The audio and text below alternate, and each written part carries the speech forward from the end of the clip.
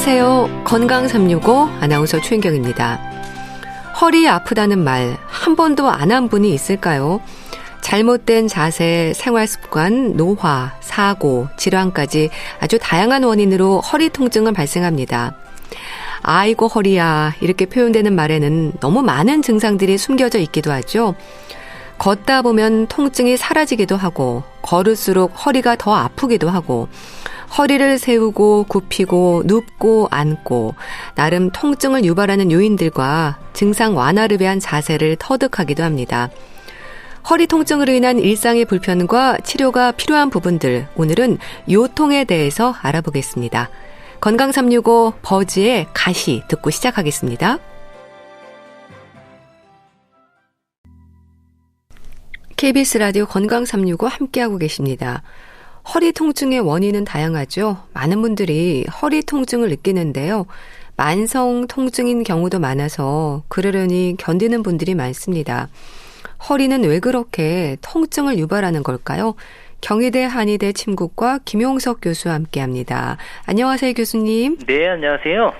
교수님도 혹시 허리 통증을 경험하신 적이 있으세요? 그렇죠. 이제 세상에 허리가 한 번도 아프지 않은 사람은 없을 거예요. 그러니까요. 왜냐하면 사람은 이제 두 발로 걸어 다니잖아요. 네. 그러니까 허리가 아플 수밖에 없어요. 네 발로 걸어 다니는 동물들은 허리가 안 아프거든요. 네. 그러니까 어떻게 보면 허리가 아프지 않는 사람은 사람이 아닐 수도 있거든요.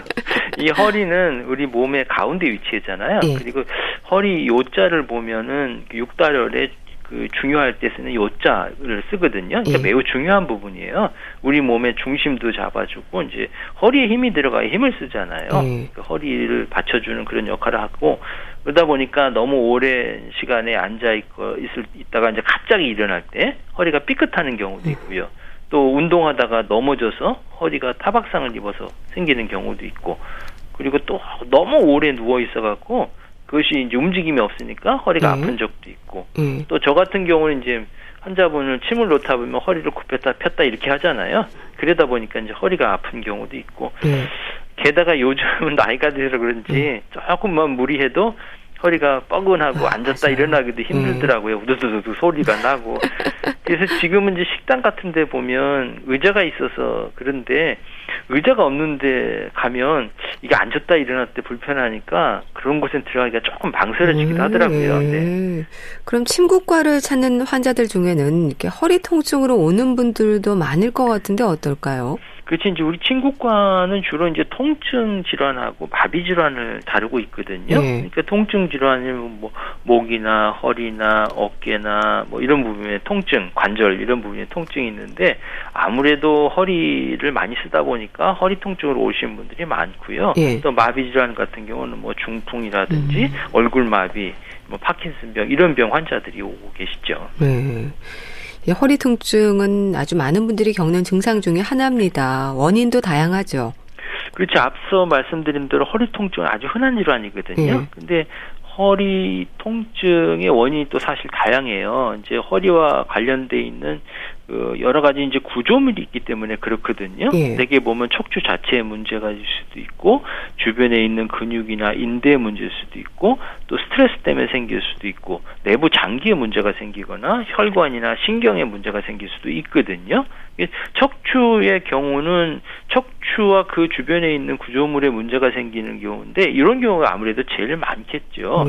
이런 경우는 이제 뭔가 활동을 할 때 통증이 더 심해지고 그러다 보면 허리가 좀 쉬게 되면 통증이 좀 줄어들게 되겠고요. 척추뼈 외에도 뭐 감염이라든지 염증이라든지 뭐 종양이라든지 골다공증 같은 것도 생길 수도 있고 또 이제 연부 조직이 되면 디스크라든지 근육이라든지 이런 게 생길 수가 있는데요. 그 중에서 이제 요통의 가장 흔한 원인이 우리가 흔히 디스크라고 불리는 추간판 질환이 있는 경우가 있죠. 이런 경우는 뭐 걷거나 일할 때 통증이 좀 심해지고 허리를 앞으로 구부린 채 옆으로 이렇게 비트는 동작에서 쉽게 발생할 수가 있죠. 잘못된 자세나 생활 습관, 질환, 노화, 이제 여러 가지 요인으로 허리 통증을 겪는데요. 원인에 따라서 느껴지는 증상도 좀 다른가요? 그렇죠. 이제 자세나 생활 습관, 어떤 질환이나 노화에 따라서 나타나는 증상이나 모양들이 조금 달라질 수가 있거든요. 특히 이제 잘못된 자세나 습관이라는 것은 근육이 불균형하게 돼서 생기는 거거든요. 좌우 상하의 근육이 균형을 맞춰서 우리 몸에 움직여야 되는데 한쪽으로 근육이 치우치다 보니까 특정 자세에서 한 동작만 계속하게 되면 통증을 유발하니까 이런 경우는 대개 무리하게 움직이다가 삐끗해서 생기는 경우가 상당히 많고요. 또 내부 장기의 어떤 질환에서 생기는 경우가 있거든요. 그러니까 이런 경우는 통증 자체가 어떤 특정 질환에서 뭐 이렇게 뻗치는 듯하게 나타나고 또 예리한 통증이 나타나요. 예를 들면 이제 콩팥에 돌이 있거나 요로에 돌이 있게 되면 그 통증 자체가 갈비뼈하고 고관절 사이에 있는 부위에 통증이 생기고 아주 뻗치는 듯한 예리한 통증이 생기게 되죠. 그리고 이제 노화에 생기는 경우는 어르신들이 많이 생기잖아요. 이제 이런 경우는 통증이 좀 은은하게 생기고 만성적이고 날씨가 흐리거나 비가 오게 되면 이런 통증은 조금 더 심하게 느껴지게 되죠. 이 허리 통증에 대한 표현도 환자들마다 참 다양하죠. 그렇죠. 통증의 표현들은 환자마다 아주 다양한 것 같아요. 뭐 아픈 정도도 뭐 정도에 따라서 뭐 다르게 표현하는데 막 허리가 막 끊어질 듯이 아프다. 뭐 잠을 잘지 못할 정도로 아프다. 비가 오면 막 몸이 더 날구지한다. 뭐 이런 분도 있고 또 꼼짝도 하지 못할 정도로 아프다. 뭐 바늘로 뭐 콕콕 쑤신다. 칼로 찢는 듯하다. 뭐 시리다, 저리다, 새큰거리다, 욱신거린다, 뭐 묵직하다, 한 대 얻어맞은 것 같다. 이렇게 표현도 아주 다양하게 하시죠. 참 허리 통증이 흔한 증상인데요. 일단 척추 구조를 좀 알면 도움이 되지 않을까 싶습니다. 좀 설명해 주세요. 그렇죠. 이제 허리는 우리 몸의 중심축이거든요. 그러니까 우리 몸을 지탱하는 아주 중요한 부분이에요. 이 건물로 보면 이제 대들보 같은 역할을 하는 거거든요. 이래서 이제 인체 기둥을 척주라고 기둥주자를 써서 척주라고 하거든요. 근데 이 척주는 여러 개의 작은 척추뼈가 모여서 기둥을 이루는 거예요. 그 중에 허리는 5개의 뼈로 이루어졌거든요. 그리고 뼈와 뼈 사이, 5개의 뼈와 뼈 사이는 척추가 부딪히지 않도록 쿠션 역할을 해주는 디스크라는 게 있어요. 이게 이제 말랑말랑한 이제 젤리 같은 거거든요. 그러니까 이게 어떤 역할을 하냐면 척추가 움직일 때 충격을 완화시켜주고 윤활제처럼 이제 부드럽게 움직일 수 해주는 역할을 하거든요. 이걸 이제 추간판이라고 하는 거거든요. 이 가운데는 한가운데 이제 젤리같이 찐득찐득한 이제 수액이라는 물질이 있거든요. 그 주변에 이제 수액을 둘러싸고 있는 섬유륜이라는 아주 두꺼운 막이 있어요. 그러니까 어떻게 보면 디스크는 전체적으로 자동차로 보면 타이어 같은 역할을 한다고 볼 수가 있겠죠. 그럼 디스크로 불리는 추간판의 역할도 무척 중요한데요. 추간판이 어떻게 변형이 되는 건가요? 이게 좀 튀어나오는 건가요? 그렇죠. 이제 디스크는 일어선 상태에서는 중력을 받기 때문에 납작해졌거든요. 그리고 바깥쪽으로 약간 블록한 형태가 돼 있어요. 그래서 이런 구조 때문에 웬만한 힘이 가해도 아주 효율적으로 쿠션 역할을 할 수 있거든요. 그런데 갑자기 무거운 물건을 들거나 어떤 부자연스러운 자세를 오래 취하게 되면 디스크에 무리하게 힘이 가잖아요. 그러면 디스크가 밖으로 이렇게 돌출되는 거예요. 심한 경우는 디스크를 감싼 막이 터지면서 그 안에 있는 수액이 튀어나오게 되는 거거든요. 그런데 이런 디스크가 이렇게 삐져나오는 돌출되는 거는 나이가 들수록 많이 발생돼요. 그래서 어떤 분들은 허리 디스크를 나이가 들면서 생기는 노화 현상이라고 말씀하는데 나이가 들면 디스크 안에 있는 수분이 양이 줄어들거든요. 그러면 디스크가 탄력을 잃게 되죠. 그러면 탄력이 이룬 디스크에다가 무리한 힘이 되면 디스크가 이렇게 빠져나오는 현상이 생기거든요. 그래서 이 디스크는 대개 뒤쪽이나 뒤쪽 바깥쪽으로 후외방 쪽으로 돌출되거든요. 그러면 그거를 뚫고 나와서 주변에 있는 신경을 압박하고 그리고 염증이 생기니까 신경 자극이 증상이 생기는 거거든요. 이런 건 이제 추간판 탈출증 이렇게 이야기하는 거죠. 근육이나 인대가 우리가 흔히 약하다는 말도 하지 않나요? 그렇죠. 이제 허리 아픈 것은 원인을 크게 보면 척추 뼈가 아픈 게 있고요. 그다음에 허리 주변에 근육이나 인대가 아픈 게 있어요. 이 척추 신경 문제로 아픈 질환은 뭐 허리가 삐끗하거나 골절이거나 지금 말씀드린 추간판 탈출증이나 협착증 같은 것이 있고요. 또 근육이나 인대로 아픈 거는 뭐 운동이 부족하거나 무리하게 운동하거나 자세가 나쁘거나 또 잠을 잘못 자거나 이렇게 해서 생기는 경우가 있고요. 특히 이제 이런 경우는 비만으로 복부 근육이 약해져서 허리 주변의 지지가 약해져서 요통도 생길 수가 있지요. 그리고 이제 허리 통증을 일으키는 질환으로 요추 추간판 탈출증이 있지 않습니까? 이건 어떤 상태를 말하는 건가요? 요추 추간판 탈출증이라는 말 그대로 디스크가 돌출돼서 신경을 눌러갖고 허리도 아프고 그 신경이 눌림을 통해서 다리가 아프고 저린 증상을 추간판 탈출증, 디스크라고 그러거든요. 이게 디스크가 돌출된 거는 척추 어느 부분에 생길 수 있어요. 그래서 목에 생기면 목 디스크, 허리에 생기면 허리 디스크라고 그런 거거든요. 그래서 허리 디스크에게서 가장 많이 나타나는 증상 중에 하나가 허리가 아픈 거하고 다리가 저리고 아픈 현상이에요. 또 환자에 따라서 어떤 분들은 허리가 더 아픈 경우 있고 어떤 분은 다리의 통증이 더 심한 경우가 있어요. 하지만 대부분의 디스크는 요통보다 다리의 통증이 더 심하게 되거든요. 그러면 요게 허리 때문에 문제가 생깁니다. 요 다리 아픈 거 그렇게 하면 나는 허리 하나도 안 아픈데요. 이렇게 하시는 분도 사실 계시거든요. 근데 허리 디스크에서는 허리 통증뿐만 아니라 엉덩이의 통증도 상당히 나타나고요. 또 다리 통증은 허리와 엉덩이에서 시작해서 허벅지, 장단지 뒤쪽이나 바깥쪽으로 또는 발등이나 발바닥까지 이런 통증이 나타나게 되죠. 초기에도 증상들이 나타나는 건가요? 사실 초기에는 단순한 허리 통증만 호소하시는 분들이 상당히 많아요. 되게 오래 앉아 있거나 서 있을 때 통증이 발생하는 경우에 우리가 흔히 충분하게 휴식을 취하면 쉽게 사라질 수는 있거든요. 그래서 심하지 않고 일시적인 근육통이다 이제 가볍게 생각할 수도 있어요. 그런데 이런 경우에 초기에 이제 경미한 수준의 통증이 발생하기 때문에 이걸 방치해 두었다가는 치료 시기를 놓치는 경우도 종종 있거든요. 그래서 만약 허리 통증이 한 2주 이상 계속된다면 이건 허리 디스크 초기 증상이 아닌가 의심을 하고 정확하게 진단을 받아보시는 게 좋을 것 같습니다. 네. 우리가 추간판 탈출증을 얘기할 때 이제 허리뼈 4번, 5번을 주로 지적을 하지 않습니까? 4번, 5번이 좀 중요한 위치인가 봐요. 모든 부위에 디스크가 발생될 수 있지만 허리는 주로 이제 4번, 5번에 발생하는 경우가 높거든요. 왜 그러냐면 허리뼈가 5개 있다고 말씀드렸잖아요. 4번, 5번 꼬리뼈로 넘어가기 직전의 척추뼈이기 때문에 허리에서 가장 하중을 많이 받게 됐죠. 그리고 많이 움직여주는 부분이니까 그만큼 손상이 많이 생길 수 있거든요. 다른 곳에 비해서 많이 사용되는 만큼 퇴행성 속도가 더 빠르게 나타나기 때문에 대부분의 이제 환자분들은 4번, 5번의 통증을 많이 느끼게 되지요. 그래서 4번, 5번은 엉덩이하고 허벅지 앞쪽하고 옆 그리고 종아리 옆쪽하고 발가락 이렇게 통증이나 저림감이 생길 수가 있어요. 네, 요추 추간판 탈출증의 질환이 진행이 될 때 허리뿐 아니라 다리가 저린 느낌을 받는 건 왜 그런 건가요? 그렇죠. 이제 디스크로 인해서 주변에 있는 신경이 눌리는 거거든요. 그러면 이 신경이 다리 쪽으로 내려가거든요. 그러니까 다리 쪽으로 이렇게 뻗은 듯한 통증이 심하게 나타나기 때문에 이런 경우는 이제 기침하거나 한숨을 쉬거나 재채기를 하게 되면 신경이 거기서 눌리고 또 자극을 받으니까 통증이 더 심하게 되고요.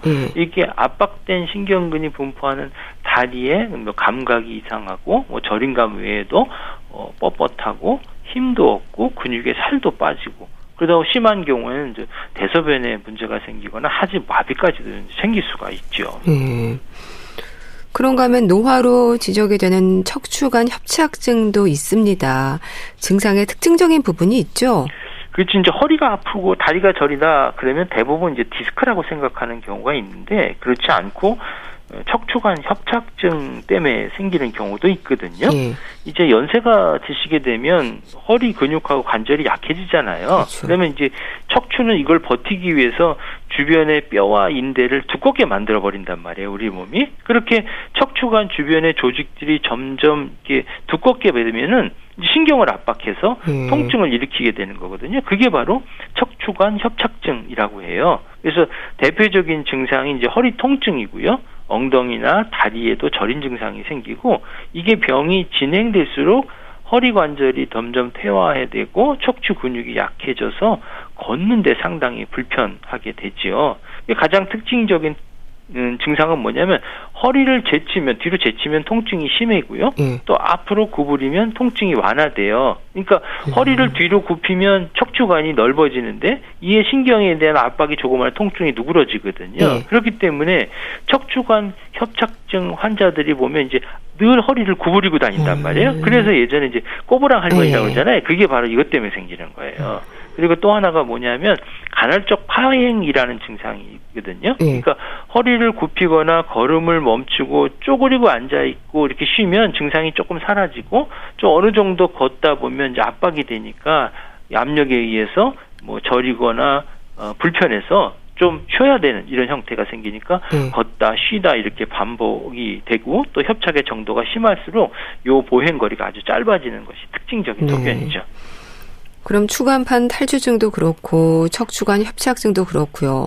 만성 질환으로 생각을 하고 꾸준히 관리하는 게 중요한 걸까요? 그렇죠. 이제 추간판 탈출증이나 척추관 협착증도 일종의 노화 현상 중에 하나거든요. 그러니까 노화라는 것은 완전히 막을 수 없다는 거잖아요. 나이를 거꾸로 먹을 수는 없으니까.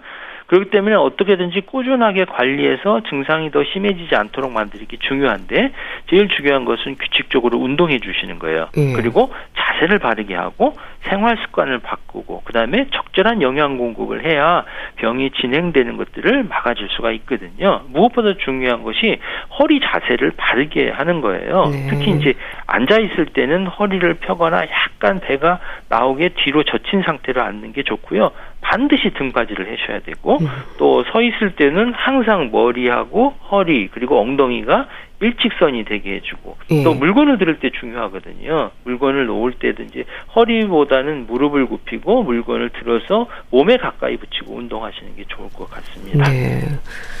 그럼 한의학적인 치료는 우선적으로 시행이 되는 게 침치료인가요?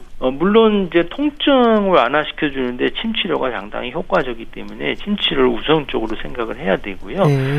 침치료가 이제 통증을 완화시켜 주는 우리 몸에 이제 엔돌핀이라는 물질들을 불편하거든요. 이게 내인성 아편약 물질인데 이 엔돌핀을 분비시켜서 통증을 완화시켜 주고 또 신경 자극을 시켜서 통증의 신호들을 차단시켜주는 효과가 있어요. 그래서 통증에 상당히 효과적이고 아울러서 이제 침은 근육 같은 데를 찔리는 거잖아요. 뭉쳐진 근육들을 풀어주는 효과가 있어서 근육의 불균형들을 조절해주는 효과가 있어서 요통 같은 경우 허리 아픈 경우는 근만성 통증에 상당히 좋은 효과를 발휘하고요. 그래서 그런지 미국에서도 2020년부터 국가건강보험인 메디커에서 만성요통의 침치료를 보험 적용을 하기로 했어요. 네. 그렇군요.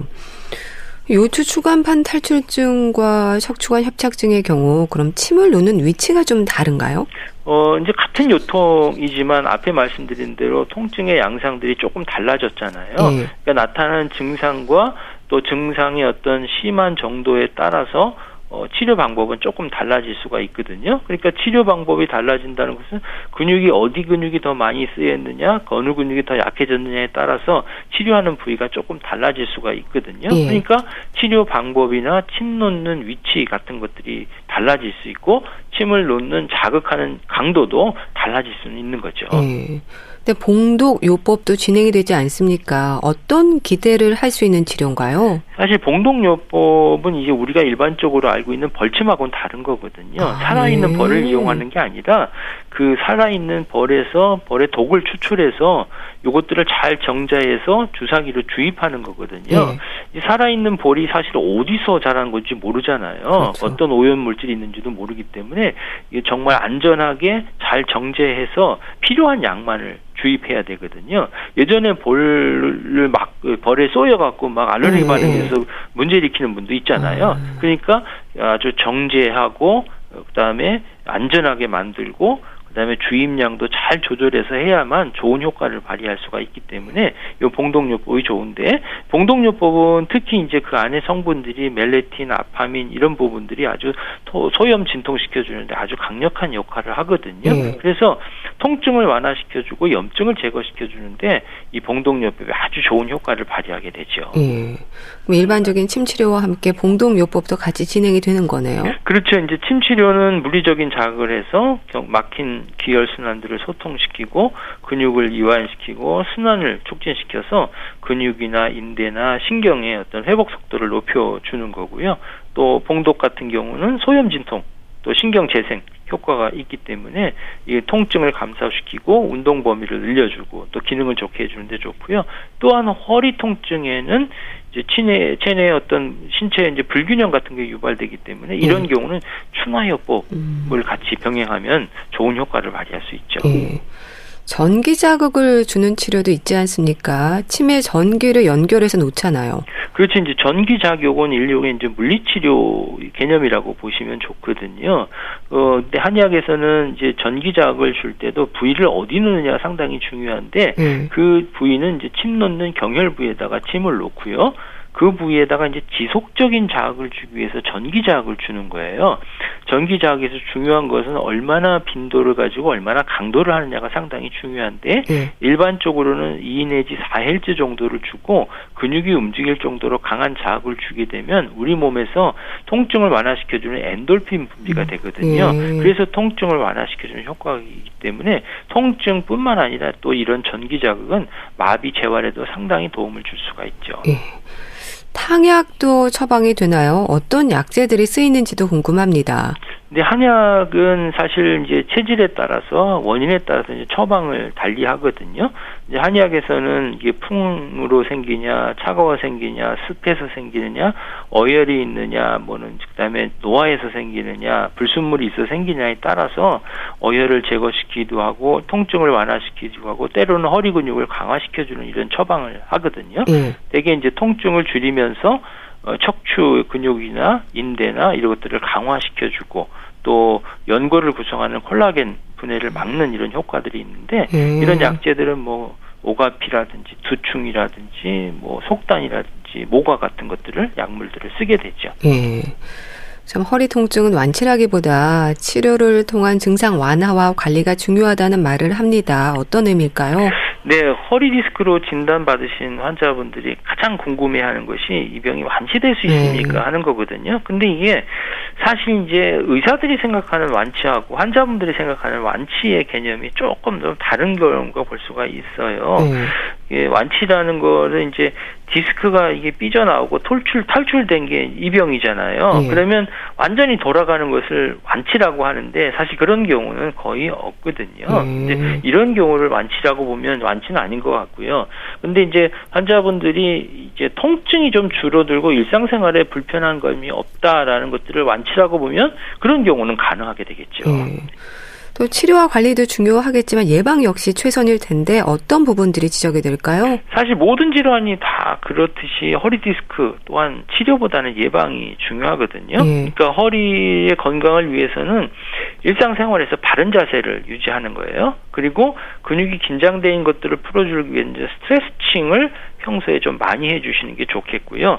우리 옛말에 3살 버릇 80까지 간다고 했잖아요. 그러니까 척추 자세를 어렸을 때부터 잘 유지하게 되고 척추의 어떤 해로운 생활 습관들을 피하는 게 중요하고요. 그리고 적당하게 운동하고 영양 섭취를 잘 하시는 게 중요한데요. 근데 요통이 많이 발생되는 원인을 분석해 보면 비만한 경우하고요. 또 골다공증 있는 분들에 잘 생기는 경우가 많이 있어요. 특히 이제 우리나라 일상생활들은 쪼그려 앉아서 일하거나 아니면 등받이 없이 바닥에서 오랫동안 일하는 경우도 있잖아요. 아무래도 온돌 문화 같은 게 있어서 문제가 있기 때문에 이런 경우가 허리의 요통의 어떤 위험인자로 작용할 수가 있지요. 그리고 또 허리 아프다는 말을 자주 하는 경우 콩팥 건강을 좀 살펴볼 필요가 있다는 말도 하던데 그런가요? 그건 사실 그렇지는 않고요. 이제 동의보감에 보면 그 요통이 발생되는 원인과 증상에 따라 10종 요통이라고 나눴거든요. 그 중에 하나가 신허 요통이에요.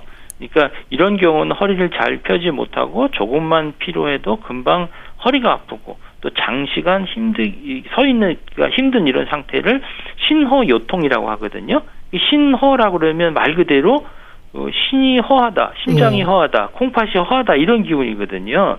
이런 경우는 이 한의학적인 용어라는 개념들이 상당히 주의해 드리셔야 될 게 뭐냐면 이때는 해박적인 콩팥의 것이 아니고 나이가 들거나 퇴행성으로 허리가 약해졌다. 이런 거를 이제 신호요통이라고 하는 거거든요. 그러니까 한의사 선생님이 신장이 약해서 허해서 이런 것이 생겼다 그러면 당장 병원에 가서 콩팥 검사하시는 분들이 계신데 그러실 필요는 없고요.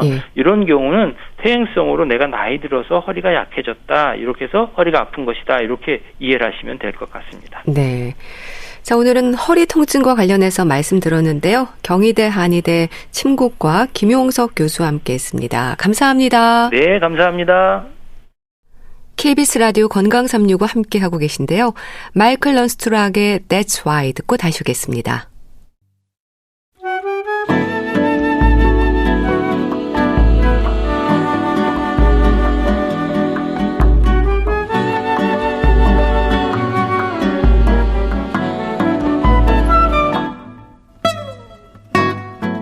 건강한 하루의 시작. KBS 라디오 건강365 최윤경 아나운서의 진행입니다.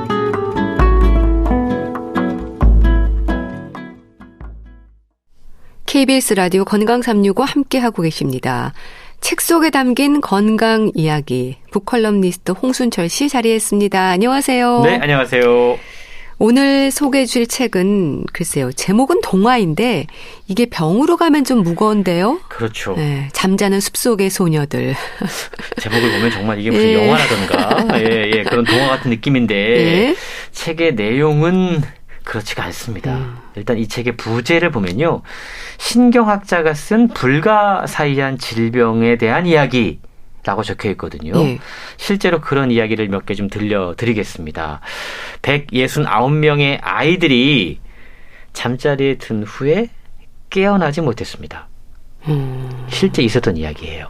2015년부터 1년 사이에 스웨덴의 여러 도시에서 발생했던 일인데요. 이 아이들을 대상으로 온갖 검사가 진행이 됐지만 의학적으로는 아무런 이상 소견이 보이지 않았다고 그럽니다. 뇌파 기록 또한 외관상의 무의식과는 달리 정상이었습니다. 네. 그리고 잠을 자서 깨어나지 못한 아이들은 대부분 증상이 비슷했는데 처음에는 불안과 우울 증세를 보이다가 말을 하지 않게 되고 결국에는 어떤 신체적인 사회적인 활동도 거부한 채 죽은 듯이 잠만 잤다라는 겁니다. 이 아이들 가운데 운이 좋으면 몇 달 만에 깨어난 아이들도 있었고요. 보통은 1년이 넘게 길게는 수년 동안 잠든 아이들도 있었다고 그럽니다. 언론이 이걸 일컬어 불가사의한 병이다라고 불렀는데 이 증상이 처음 사실은 의학적으로 보고된 건 2015년이 처음이 아니었어요. 그 이전에도 있었다라는 거거든요. 2005년에 처음으로 이 병이 의학적으로 보고가 됐습니다. 의료진들은 이 아이들의 병증을 체념 증후군이라고 이름 붙였습니다. 네. 이 아이들에게는 공통점이 있었는데요. 긴 잠에 빠져든 이 아이들의 가족이 스웨덴에서 수년째 망명 절차를 밟고 있었던 난민 가정의 아이들이었고 이 아이들 가운데 이런 체념 증후군에 빠져서 잠을 자서 깨어나지 못하는 아이들이 발생했다라는 겁니다. 체념 증후군 사실 저는 처음 들었는데요. 실제로 이런 일이 있었다는 게 믿겨지지 않네요. 저도 이 책을 읽기 전에는 이런 일이 있었다는 게 믿겨지지도 않았고요. 책을 읽으면서도 실제로 이런 일이 불과 얼마 전이잖아요. 벌어지고 있었다고 생겨나고 있다고 라고 약간 의심을 하면서 책을 읽었는데 실제로 우리 주변에 이런 일들이 많이 벌어지고 있다고 그럽니다. 우리 인간들은요, 사회 속에서 살아가고 사회의 신념 체계와 사고방식을 일종의 내재화합니다. 머릿속에 이걸 다 기억하죠. 이렇게 내재화된 신념 체계가 일종의 서사가 되고 인간은 자기 주변에서 들어온 그 이야기, 서사를 가지고 주변 상황들을 해석하고 행동에 옮기게 됩니다. 앞서 체념 증후군에 걸렸던 이 스웨덴 아이들은 가족이 망명 절차를 수년째 밟고 있다고 말씀을 드렸잖아요. 아이들이 어떠한 기분으로 수년째 살아왔을까? 인생의 대부분을 기대, 실망, 반복 속에서 살아올 수밖에 없었습니다. 그리고 그로 인해서 신체적인 결과가 뒤따라오게 된 건데 만약에 아이들이 겪었던 기대와 실망 그리고 환경적인 서사가 없었다면 체념 증후군은 발생하지 않았을 것이다 라고 최근 이야기하고 있는데요. 그랬겠네요. 신기한 건 이 체념 증후군이 스웨덴에서만 나타난 게 아니었습니다.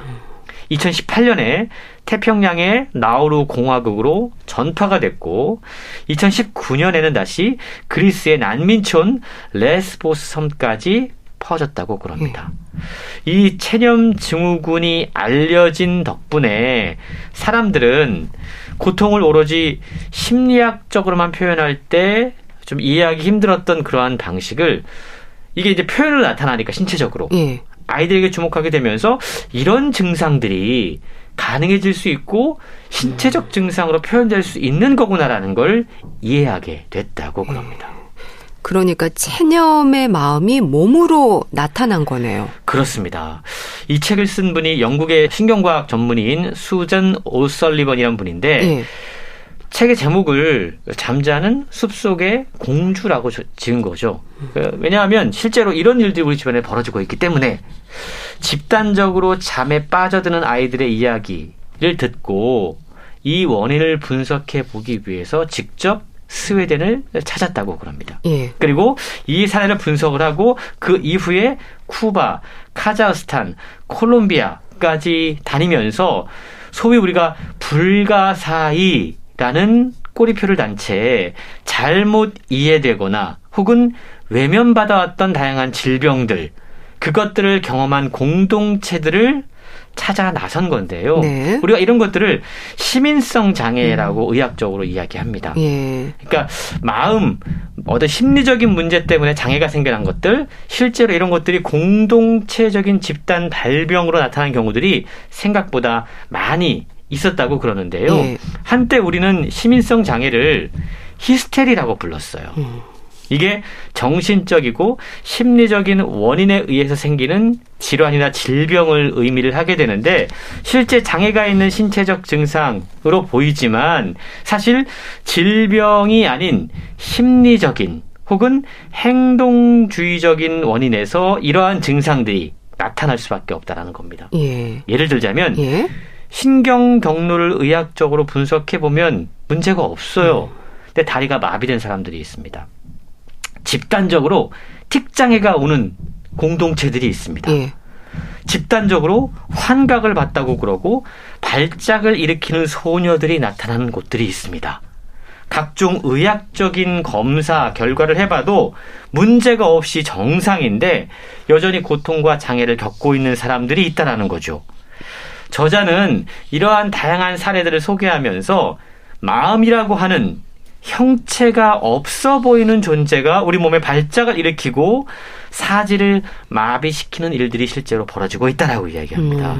그런 면에서 보면 이 책은요, 인간의 질병과 고통이 가진 약간 낯선 측면을 탐구하고 있는 기록이면서 그것을 이해하기 위한 진지한 시도라고 설명할 수 있을 것 같습니다. 질병과 고통이 가진 낯선 측면, 그러네요. 좀 익숙치 않은 접근입니다. 그렇습니다. 책에 보면 한국의 이야기도 나와요. 아, 그래요? 우리가 소위 말하는 화병이라고 하는 거. 이것 역시 시민성 장애, 그러니까 히스테리성 문제의 대표적인 사례로 꼽을 수 있다는 거죠. 그 밖에도 요즘 흔히 발병하는 과민성 대장 증후군, 많은 사람들이 어떤 중요한 어떤 일들을 앞두고 있을 때 이 과민성 대장 증후군에 걸리지 않습니까? 이것 역시 시민성 장애라고 볼 수 있다는 거죠. 마비, 시력 상실, 두통, 현기증, 혼수 상태, 떨림 같은 증상, 그리고 어떤 장애 역시도 시민성 질환으로 이해해 볼 수 있다는 겁니다. 그리고 이건 신경학적인 현상에만 국한하지 않는다고 그러는데요. 우리 몸의 모든 부분이 심리적인 영향을 받을 수 있다라는 걸 확인할 수 있다는 겁니다. 피부에 발진이 생기거나 갑자기 호흡이 가빠지거나 가슴에 통증이 오거나 어떤 방광에 문제가 생기거나 설사가 생기거나 위경련이 오거나 이런 증상으로 이 시민성 장애가 나타날 수 있다는 겁니다. 실제로 스웨덴의 이야기 제가 앞서 소개해드렸는데 조금 더 흥미진진한 사례를 소개해드릴게요. 니카라과 공화국의 미스키토 부족이 겪은 일인데요. 10대 여자 아이들을 중심으로 집단적인 발작과 환시 증상인 그리지 시크니스라는 것이 발병한다고 그럽니다. 근데 이 병에 걸린 이 소녀들은 공통적으로 보는 약간의 그 환상 같은 것들이 있어요. 나는 악마를 보았다. 라고 증언한다고 그래요. 근데 이 마법 같은 이야기가 1970년대 인류학자 필립 데니스에 의해서 보고된 이후에 여전히 지금 21세기에도 이어지고 있다는 겁니다. 우리가 쉽게 얘기하면 귀신 들린 아이들이 있다는 거예요. 2003년, 2009년에 이어서 2019년에도 이 니카라과 공화국에서는 집단적인 발병이 있었다고 그럽니다. 근데 의학적으로 분석해보면 원인을 찾을 수 없는 겁니다. 그렇군요. 미스키토 부족들은 그리지 시크니스가 사악한 목적의 어떤 흑마술 때문에 생긴다. 이렇게 믿고 있다고 그럽니다. 그리고 의학적인 치료 대신에 부족 치료사들의 주술적인 방법으로 회복할 수 있다고 믿고 지금도 반복해서 이런 일들이 벌어지고 있다라는 것이죠. 그러네요. 이런 것들이 우선 우리의 그 화병을 생각해봐도 마음의 병이 몸으로 나타난다는 걸 공감하고 좀 이해를 하게 됩니다. 그렇습니다. 앞서 소개했던 스웨덴의 체념증후군 그리고 니카라과 공화국의 그리지 시크니스 사례를 연구를 하면서 저자는 이런 병증이 이런 질환이 우리 마음의 고통을 표현하는 데는 아주 효과적인 수단이다. 라고 이야기합니다. 그리고 일종의 몸을 통해 표현하는 내 마음이 지금 아파요라고 보여주는 일종의 SOS 구조신호라고 볼 수 있다는 거죠. 스웨덴 난민 가정의 아이들이 말보다 훨씬 더 강력한 고통의 언어로 자신들에게 필요한 것이 무엇인지 이야기하고 있는 겁니다. 잠을 자서 깨어나지 않는 거죠. 이 미스키토 부족의 소녀들도 그리지 시크니스를 통해서 자신들이 겪는 사회적 압박, 고통을 지금 몸을 통해 표현하고 있다라는 겁니다. 그렇네요. 이 부족들에게는 오랜 전통이 있는데요. 소녀들에게 약간 성적인 어떤 강요 같은 것들이 있다고 그럽니다.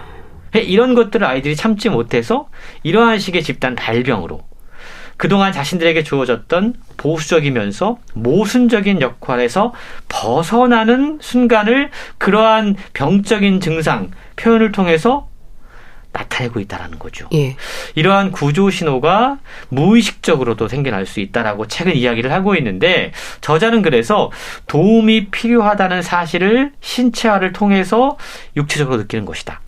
심리적인 증상보다 신체적인 증상을 통한 표현이 더 선호되는 이유는 신체 증상이 나타나야지만 사람들이 진짜 아프구나 라고 느끼는 오랜 사회적 관습 때문이다 라고 설명하고 있는 겁니다. 신체 증상이 문화적으로 인식되는 암호화된 메시지라는 그런 표현도 있다던데 이게 무슨 의미인가요? 제가 조금 전에 설명해 드렸던 좀 쉬운 표현으로 몸으로 나타나야지만 이 사람이 진짜 아프구나 라고 느끼는 그런 우리 사회 안에 어떤 무의식적인 메시지들이 잠재되어 있다는 거죠. 마음이 아플 때 마음이 아파요라고 이야기하면 많은 사람들이 겉으로 볼 때 멀쩡하면 이 사람이 진짜 아픈 사람인가? 라고 그렇죠. 질문하게 돼요. 근데 몸으로 표현이 되면 이 사람은 진짜 아픈 사람이구나. 라고 받아들이게 됩니다. 그렇네요. 바로 그런 의미인데요. 그러다 보니까 여러 가지 시민성 장애들이 나타난다는 거예요. 마음에 아픈 것들이 이제 밖으로 몸을 통해서 표현이 되고 있다는 건데 그동안 이러한 시민성 장애에 대해서 일종의 편견들이 있었습니다. 대표적인 편견으로 최근 2016년 쿠바 주재 미국 대사관 직원들이 겪었던 집단 이상 증세를 사례로 소개하고 있는데요. 55년 만에 국교 정상화로 쿠바에서 근무하게 된 미국 대사관 직원들은 두통과 이명 등에 시달리는 아바나 증후군이라는 이름의 집단적 질병에 시달리게 됩니다. 고통을 호소했던 직원들 대다수가 어떤 낯선 소리를 들은 뒤에 이 증상이 시작됐다라고 진술을 했어요. 미국 정부는 2017년에 쿠바 대사관에서 필수 인력만 남기고 직원들을 다 철수시켰습니다. 그러면서 이건 분명히 쿠바 측의 음파 공격, 전자파 공격 때문에 직원들이 이러한 증상을 겪는지도 모른다라고 하면서 광범위한 조사를 벌였다고 그럽니다. 그런데 현재까지도 이러한 의혹을 뒷받침할 만한 증거는 아직까지 찾지 못했습니다. 저자는 왜 이런 증상이 나타났을 때 거기서 근무했던 사람들의 시민성 질환을 의심해보지 않았는가? 라고 질문하고 있는 거예요. 아무도 이 병증의 증상이 사람들이 거기에 근무하는 게 얼마나 스트레스였겠습니까? 갑자기 그렇죠. 쿠바에서 여러 가지 위협에 시달리게 되잖아요. 그래서 이제 두통이라든가 이명 등이 나타나는데 사람들은 정치적인 음모를 이야기했던 거죠. 쿠바에서 뭔가 어떤 공격을 하고 있다. 사실 이런 것들을 보면 여전히 시민성 질환을 병으로 이해하지 않고 약간은 미신이나 사이비로 받아들이고 있는 우리 사회의 문화가 있다라고 이야기를 하고 있는 건데요. 실제로 일부 전문가들이 쿠바에서 일했던 이 직원들을 집단적으로 조사해보니까 시민성 질환이었을 가능성이 상당히 높았다라고 이야기했습니다. 미 당국은 이런 진단을 거부했다고 그래요. 이런 식으로 이 책은요, 다른 질병과는 다르게 유독 시민성 장애 진단에 대해서 사람들이 꾀병이라고 부르거나 고통을 과소평가하는 경향이 있는데 이런 것들이 큰 문제다라고 지적하고 있는 겁니다. 사실 시민성 장애라는 표현도 익숙진 않은데요. 그럼 책에서는 뭐 치료나 해결책도 소개가 되고 있을까요? 이제 이런 부분들이 이제 막 연구가 되는 거기 때문에 여러 가지 지금 시도들이 이어지고 있는데요. 일단 집단적 히스테리. 스웨덴의 경우가 그랬고 니카라구아가 경우가 그랬잖아요. 이런 건 집단적으로 걸리는 거니까 이런 장애들이 사실은 병에 걸린 개인보다 어떤 집단에서 이런 문제가 발생하는가를 원인 분석을 해봐야 되는 거예요. 왜냐하면 해결책 역시 개인보다 사회에 있기 때문인데요. 저자는 시민성 질환들로 인한 생물학적 변화는 모든 사람에게 비슷하게 나타나지만 이게 회복하느냐 아니면 만성 질환으로 가느냐 이걸 결정하는 건 공동체가 어떻게 반응하는가에 따라 다르다라고 이야기합니다. 실제로 저자가 만났던 집단적 발병을 일으킨 공동체들, 이 원인을 규명하기 위해서 이 질병을 자기 나름대로 다양한 설명하는 일종의 이야기를 만들어냈다고 그래요.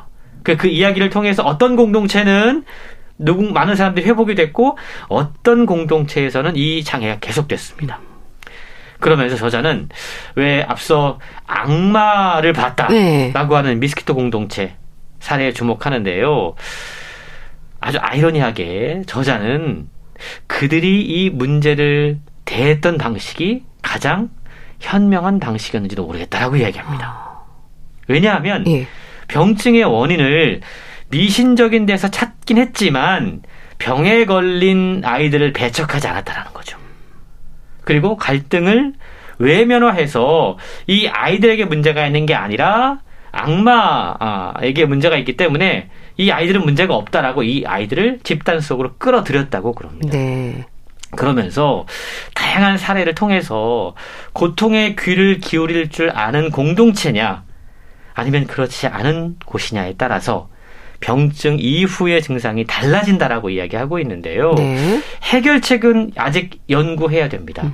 하지만 저자는 비판하지 않고 들어줄 수 있는 공동체, 결함과 실패를 받아들이며 자신의 기득권을 제쳐주는 겸손한 공동체, 건강에 대해서 전체적인 시각을 지닐 수 있는 공동체에게 해답이 있고 지금 갈등과 혐오로 다양한 원인 때문에 사람들을 낙인 찍고 있는 우리 세계에서 필요한 것은 이러한 공동체의 모습이다라고 이야기하고 있습니다.